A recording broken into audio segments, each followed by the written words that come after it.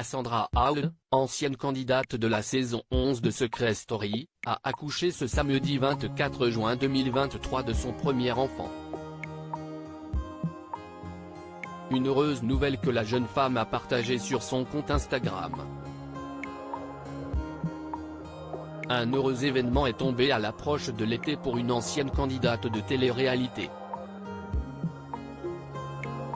Il s'agit de Cassandra Howell, candidate de la saison 11 de Secret Story, éliminée face à Barbara et Camila. Je suis déçu parce que je voulais aller plus loin mais je m'attendais à partir face à Camila et Barbara qui ont plus d'impact que moi qui suis là depuis 2 semaines, avait-elle réagi. Le fameux jeu des secrets avait eu lieu en 2017. Présenté par Christophe Beaugrand, il avait été diffusé sur NT1. À l'époque, la candidate était arrivée en cours de jeu aux côtés de 2 autres candidats, Shirley et Benjamin. Celle qui s'était alors décrite comme une fille pétillante, sûre d'elle et célibataire emploierait sans doute aujourd'hui d'autres qualificatifs. Par exemple, heureuse, en couple, et maman. Cassandra Howell, bienvenue, Liv. Comme elle l'a partagé sur son compte Instagram, Liv, son premier enfant, est né dans un hôpital de Nice samedi 24 juin 2023. Une heureuse nouvelle que Cassandra a accompagnée de cette légende. Bienvenue Liv, nous t'aimons déjà à l'infini. 24. 06.2023, 17h37. Sur le cliché, elle et son compagnon regardent la nouvelle-née avant des yeux pleins de tendresse. Mais la candidate ne serait-elle donc plus célibataire? Loin de là.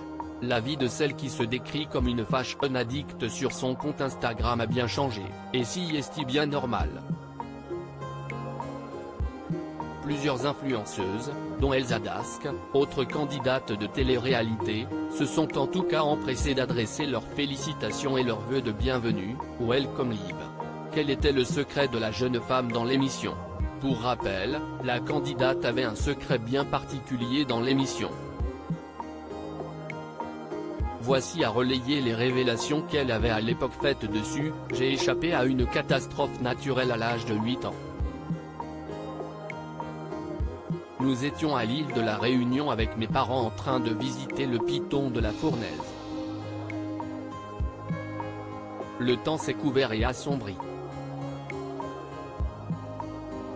Cela sentait bizarre, les gens rebroussaient le chemin et nous on a continué un petit peu.